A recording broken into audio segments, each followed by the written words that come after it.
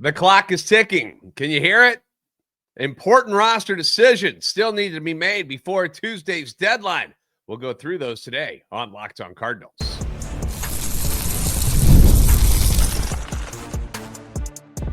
You are Locked On Cardinals, your daily St. Louis Cardinals podcast. Part of the Locked On Podcast Network, your team every day. Hey there, Cardinals fans. I'm JD Hafford, a former national radio sports anchor, born and raised in St. Louis, a lifetime Cardinals fan, and welcome to Locked On Cardinals, part of the Locked On Podcast Network. Now the number one podcast network, sports podcast network, if I'm being specific. Big thank you to our everydayers for being here with us all along. For those of you who are new, welcome in. Hope you guys enjoy the content. This is a show serving Cardinal Nation and giving you all the info about the birds on the bat. Today's episode brought to you by Gametime. Download the Gametime app, create an account, use code Locked On MLB for $20 off your first purchase.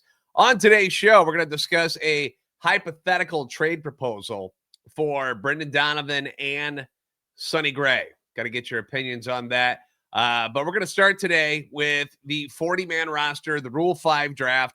Joining us today, our good buddy, Thomas Govain from RedbirdRants.com, hanging with us on a Monday.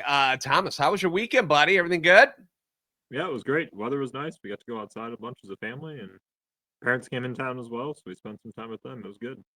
Yeah, we know how the days are dwindling as far as time to be outside. It could end at any moment, so take advantage of that.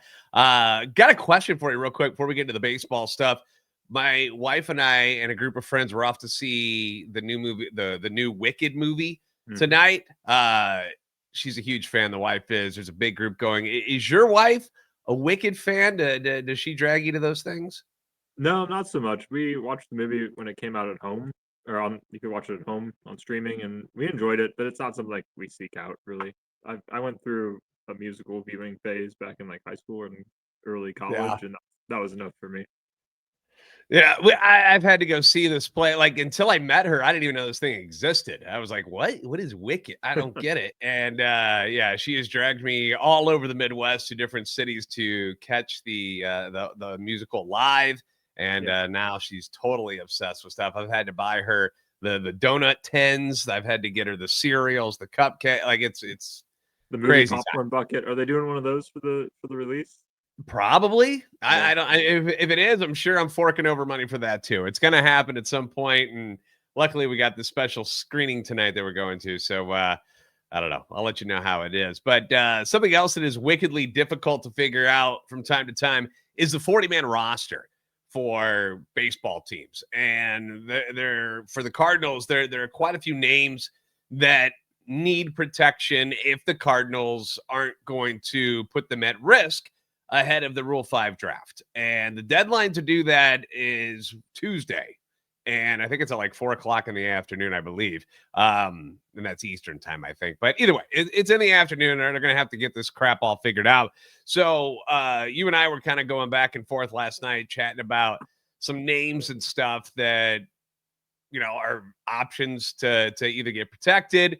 But then you're looking at the 40-man roster, and you're like, hold on a second. There is just not a whole lot of space right now. So there's going to be some tweaking is going to need to be done by Chaim Bloom and company. So some of these guys aren't at risk of going to other organizations. So we're gonna pick your brain today and see what you think about some of these names.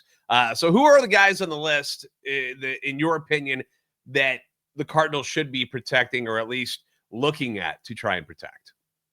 I think there's 3 locks. You got catcher Leo Bernal, outfielder Joshua Baez, and then left-hand pitcher Bryson Motts. Those guys are they need to be added to the roster in my mind. Bernal is a legit catcher. He won the Gold Glove in the minors for catchers this past year. Joshua Baez finally took off as an outfielder on the offensive side. His speed and defense has always been there. And then Motts finished the year with a 2.98 ERA, 134 strikeouts, 114 innings. So I think those 3 guys are definite locks for added to the roster. You've got a couple of fringy guys. Blaze Jordan, we just traded for him with the Red Sox this past deadline. Cooper Jerpy, an injured lefty who's always had stuff in that funky delivery to throw people off. I've heard names like Pete Hansen as another guy, 25-year-old prospect helped the Springfield Cardinals Texas League Championship this past year.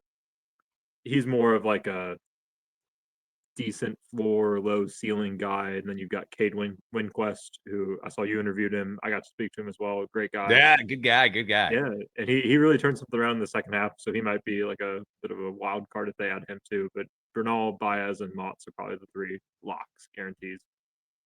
Yeah, that catching situation. Obviously, you don't want to lose Leonardo Bernal.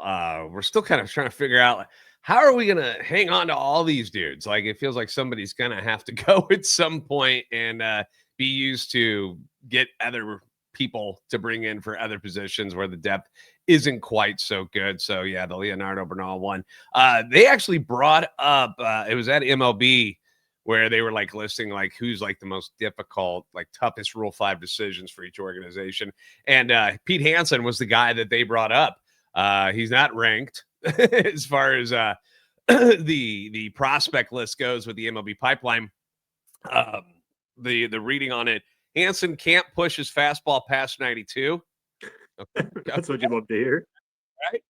But he effectively mixes 3 secondary pitches, low 80s changeup and slider, mid-70s curveball, and throw strikes. 2022 third rounder from Texas compiled a 3.93 ERA and a 123-37 K to walk ratio and 137 and a third innings at AA. He is left-handed, so that's a nice little bonus for him as well. But that first line, Thomas, he cannot push his fastball past 92. That's really weird in 2025 when most people are hitting 96, 97, 98 on average. That's usually where these guys are these days. We're talking about a guy who can't push it past 92. That seems like a guy that most fans are going to say, go ahead, leave him unprotected. It's okay. Yeah, and I think there's another element to that as well. You look at the Cardinals draft and even parts of their trades from the deadline this past year, and they really emphasize stuff and fastball velocity, which makes me skeptical that Hansen's picked. If he is picked, I think that shows that there's a lot of returning viewpoints from the previous regime.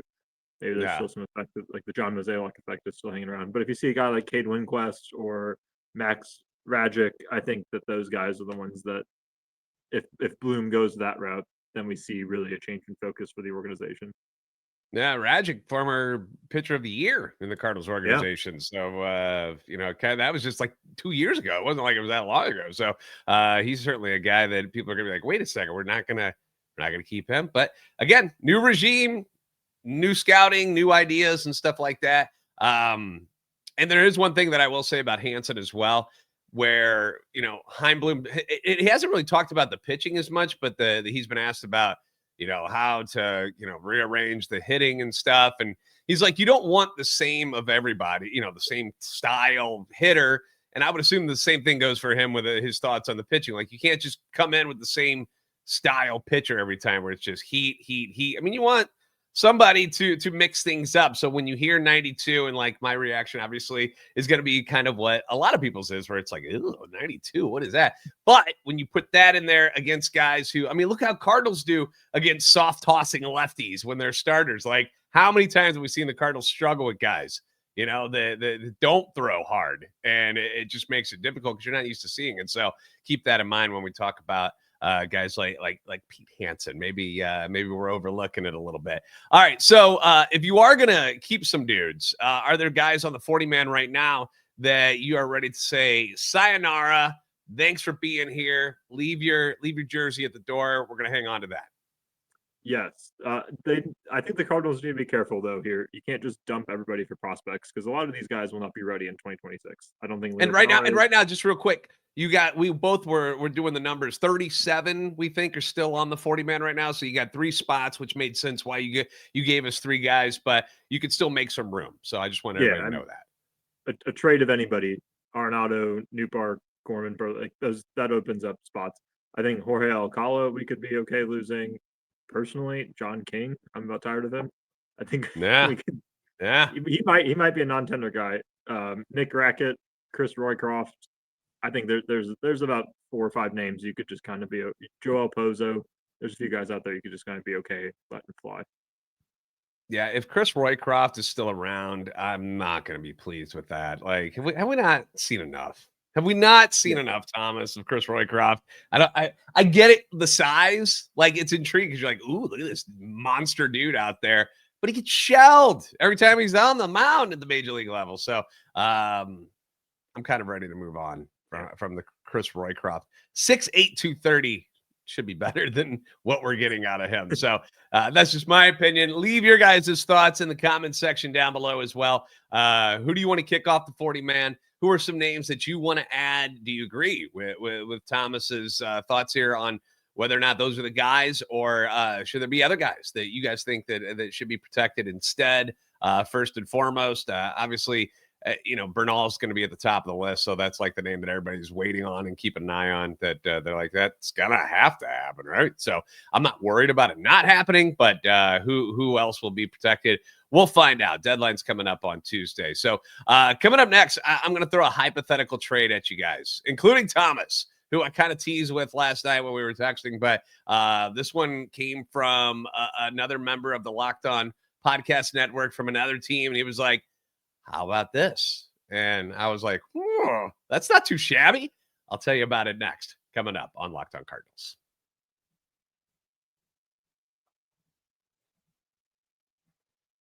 The NBA is back, and there is no better place to get in on the action than FanDuel, the official sports betting partner of the NBA. Now, even if you miss the start of a game, which happens all the time, remember, you're not always around for first pitch or tip-off or first face-off, kickoff. It happens, okay? Life is busy. Maybe you want to ride the hot hand of a game that you just happen to flip on later in the game. That's cool, because FanDuel has got live bets on everything, who will score next, to fourth quarter comebacks. It's all available there on the FanDuel app. Plus, you can even combine your live bets into a same-game parlay. That's going to give you a shot at a bigger payout. More money is a good thing, right? It keeps every game more exciting, especially when your team is the one that's trying to make that late push. So check it out right now. FanDuel is giving new customers $300. That's $300 in bonus bets when your first $5 bet wins. So head to FanDuel.com to sign up and play your game with FanDuel. That's FanDuel.com. Sign up, play your game with FanDuel, the official sports betting partner of the NBA.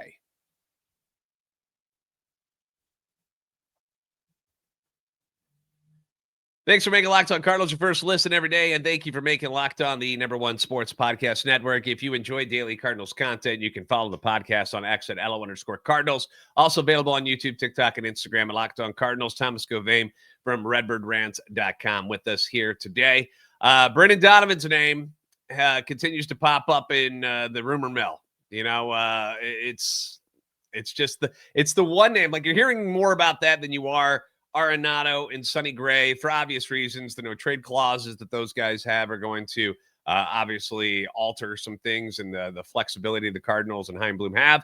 Whereas Brendan Donovan, you can just trade him to whoever you want. There's no restrictions here. We've heard the Dodgers, we've heard the Mariners, Yankees, Cleveland. We heard about the Houston Astros over the weekend was another one that popped off at MLB.com. Who have this heavily right-handed lineup. They could use a lefty in there. So, and it's not a surprise that people want him. First off, you didn't like the fit in Houston, because go ahead, tell everybody why you're like no to Houston. Yeah, I don't think their farm system nearly stacks up to what we need in a trade return package, especially for Brendan Donovan. If we're trading him based on the reporting I've seen and how hot of a commodity he is, you could do better than Houston if you're aiming for prospects. Yeah. So Thomas Govane thinks Houston's prospect pool sucks, is what he's trying to say. He not so many words. That's what he's trying to say. So, so no to Houston. Not enough of the good stuff that we want to get our hands on, and we know that it's controllable young pitching. That's Chaim Bloom has not hidden that. That is what he is after. There have been no, where he's dodged the question. That's what he's looking for. He wants starting pitchers. So, so I've been chatting with other Locked On hosts, and they're starting to come in a little bit quicker now about deals to get Brendan Donovan, because there's so many people that want him.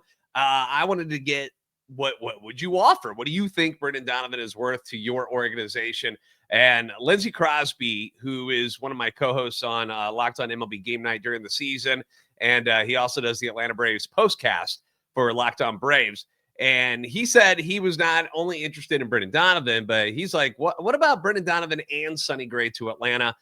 we've talked about this before. Atlanta makes a lot of sense for Sonny Gray because of the fact that, he's got the no trade clause, but we assume he wants to stay closer to Nashville where his family is, which is one of the reasons why he chose St. Louis in the first place when he was a free agent. So here's the proposed trade that included both Brendan Donovan and Sonny Gray. So, Thomas, I want your thoughts on this. And obviously, for you listening or watching, leave your thoughts in the comment section as well.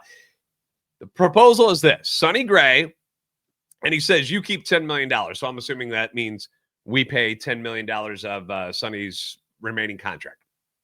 And Brendan Donovan, in exchange for their top prospect, Cam Caminiti, fellow starting prospect, Drew Hackenberg, and MLB vets, Bryce Elder, who's the right-handed starter, and then Aaron Bummer, who is the left-handed reliever.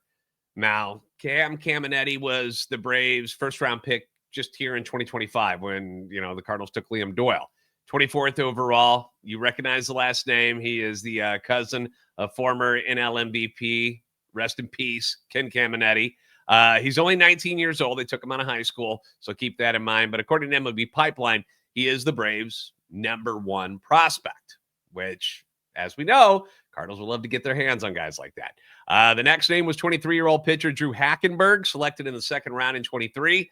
In 2024, he pitched from high A, made it all the way up to triple A. Tried to do the Trey Savage, Thomas. Didn't make it all the way to the pros, but he did his best. He led the Braves' arms in ERA and batting average against, went 7-5 with a 3.07 ERA in 25 starts. This year was a bit different. Went just 2-8, had some injury issues, was at a 6.99 ERA, stayed at Double-A when he wasn't going down to rookie ball to come back from those injuries. Had some control issues too, but still very young.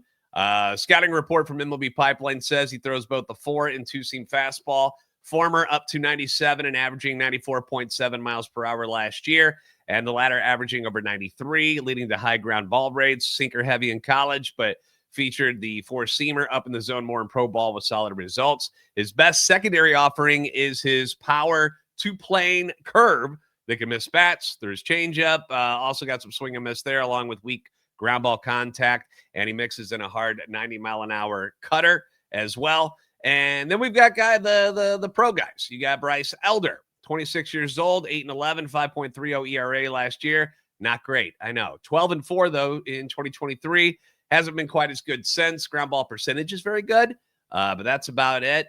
Contract-wise, pre-arbitration will be ARB1 in 27. And then you got Aaron Bummer, 32-year-old left-handed reliever, 42 appearances last year, 3.81 ERA, the ERA plus at 109. In his career, like most lefties, he's been better against lefties. Last year, things were kind of even. He was kind of the same against both. He does make $9.5 million.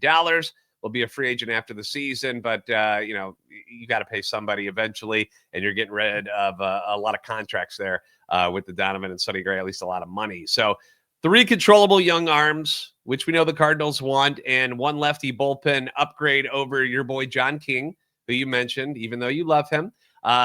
Your thoughts, Thomas, on this particular trade proposal? Again, my first reaction was, it's all right. What do you think? Yeah, I can get behind that reaction too. I think Cam Caminiti is an interesting piece. He's young though, 19. I mean, we probably won't even snip him for another 3 years in the majors, 2 or 3 years. But he's got the stuff. His fastball seems lively, good strikeout rates. The other prospect, Hackenberg, you mentioned his strong 2024 season, which was great. Made it all up to AAA. Had a 1.5, I think, ERA at that point in a little bit of time. But then last year it was just a mess. Which hopefully it was because poop. Hopefully injuries were the reason for that, and it wasn't any mechanical issues or anything like that. That's something that we can fix with some rest, really, with him. The Bryce Elder thing actually might be the most interesting part of this to me. He was an All-Star just 2 years ago. His last 2 years have been pretty bad. 6.52 ERA in 24, 5.3 ERA last year. But there's definitely something there. I mean, he's a former top prospect for them. Is a name that people might remember as a pitcher that we should keep an eye on. He's got a lot of team control. I think he's still in pre-arbitration. That's an appealing factor to me. The money's a bit of a wash. Cardinals probably saved themselves like $10-15 million by the end of it all. I know that Bummer has a $10 million contract for next year, so they're saving some money. I'm sure that's music to Witt's ears. But Aaron Bummer over John King is nice. I think he and Romero would be a good pair of lefties in the bullpen too. I like the deal. I think it's creative. I think it's unique. I would be okay with it. Yeah, and when you hear first round pick and number one prospect, we're all preparing ourselves to get lowballed for all of these guys that the Cardinals are trying to unload. We're all prepared for it because there are some limitations with some of these guys. We understand why Arenado's not going to get the best return. I have no idea what they're going to get for Nolan Arenado, but I don't expect it to be great, which is sad to say at this point in his career. Sonny Gray, with as expensive as he is, it's going to be tough. And again, some of these guys that want Sonny Gray, he may not want to go there. And so the guys if he's like on a list of say like four dudes, like four teams, they only have to outbid themselves. It's not like the rest of the league they have to go up against. So that's something that might, limit what Chaim Bloom can do.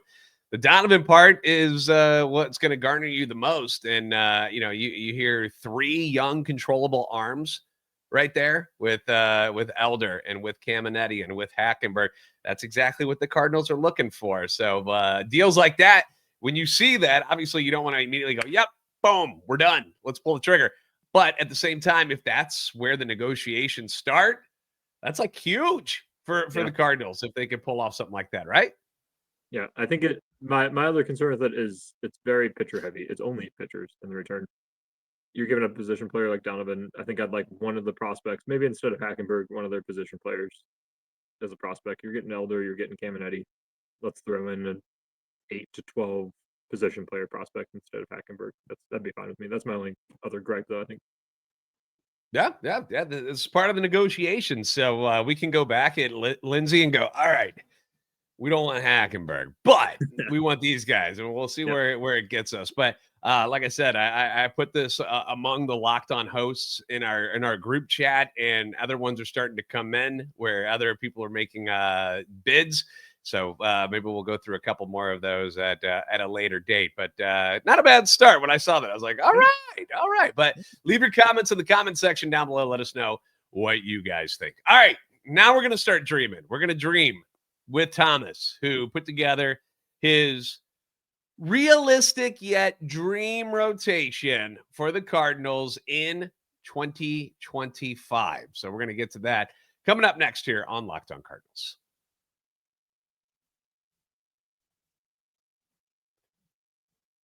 The NFL season is back, and honestly, there's nothing better than being in the stadium surrounded by fans cheering on your team. But let's be honest, getting tickets can also be a hassle, can be an issue. Queues, login screens, prices jumping up at checkout. Don't like that. That's annoying. That's frustrating. And that's why you should use Gametime just like I do. It's the app that gives the advantage back to fans. It's fast. It's easy. It's backed by the Gametime guarantee, where you're always getting 100% authentic tickets delivered on time and at the best price. Plus, all your fees are included, you guys, so the price you see is the price you pay. They're not going to just throw on a bunch of added fees at the very end of this, hike things up like 40% like some of these other people do. It's nonsense. Pull up Gametime, couple of taps. You're going to be able to see amazing deals on all sorts of sporting events. It can be NFL, but also St. Louis Blues hockey. We can talk about baseball next season. Like, you can get into all of the different sports that are your favorites. College basketball. The app makes it super simple. You can see the exact view from your seat. You're going to love it. Download the Gametime app, create an account, use code LOCKEDONMLB for $20 off your first purchase. Terms apply. Again, promo code LOCKEDONMLB for $20 off. Swipe, tap, ticket, go. Download Gametime today.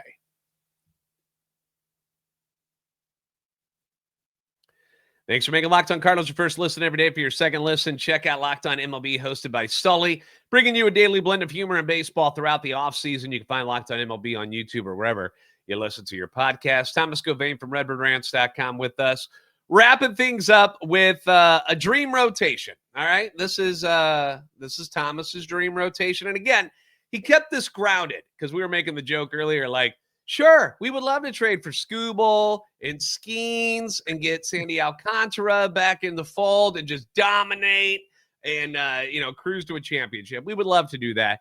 That is extreme dreaming, okay? We're going to keep this a little more grounded where at least it's a little more realistic, but at the same time, a dream idea. to perhaps put together this group of pitchers for Thomas and have them lead us in 2026. So you put out this piece. Explain who is on this list so that, we can enjoy the happy dream moments with you and live amongst the clouds.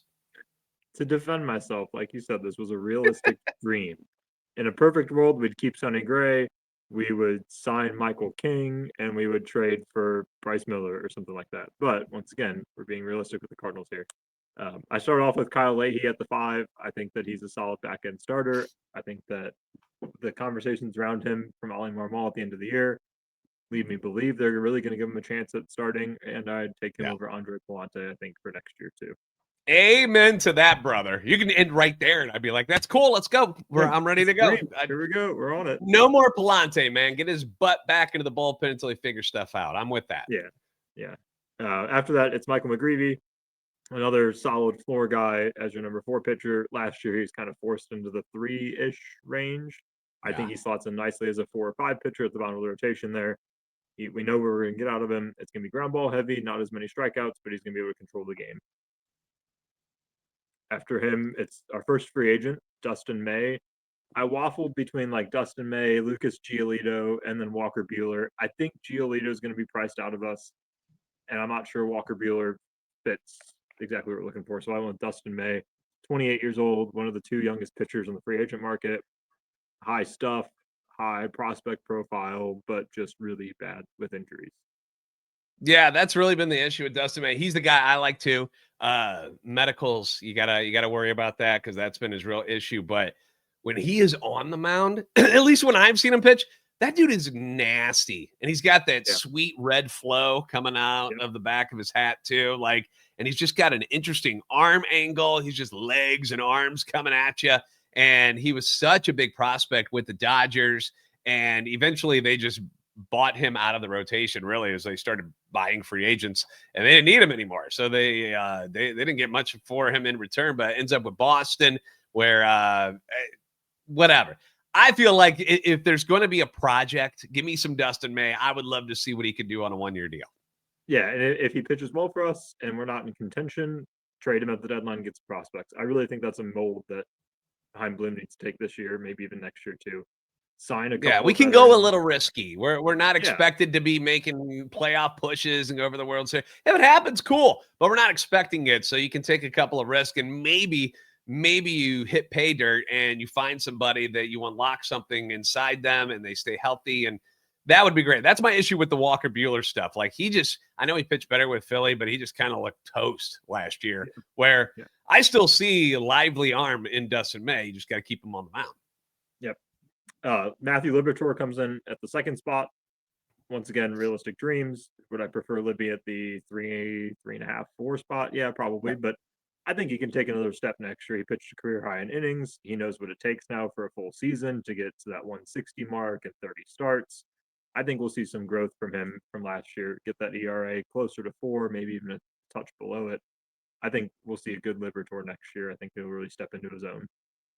Yeah, I agree. I like the future of him, especially remember how weird it was in spring training where, again, they were like, oh, I don't know, he could be in the bullpen, he could be a starter. Now we don't have to worry about that crap. There's no yo-yo. It is, you are a starter, dude. You are a part of this rotation. You're a big piece of this future, and go get him. Yep. And then my resident ace, not an actual ace in the league, is Bryce Miller from the Mariners. We get him via trade, potentially Brendan Donovan, Lars Newbar, a prospect like Tink Hence. I don't know.